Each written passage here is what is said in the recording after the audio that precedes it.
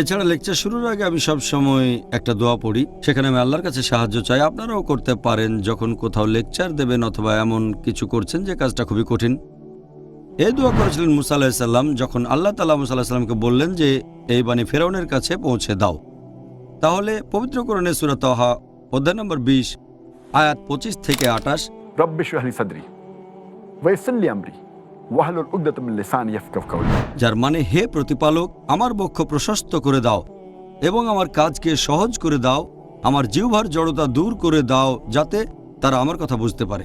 আমরা জানি যে মুসা আলাইহিস সালাম ছিলেন তোতলা, আর আপনারা অনেকে হয়তো জানেন যে আমিও ছোটবেলায় তোতলা ছিলাম, এখনো মাঝে মধ্যে তোতলায় আমি।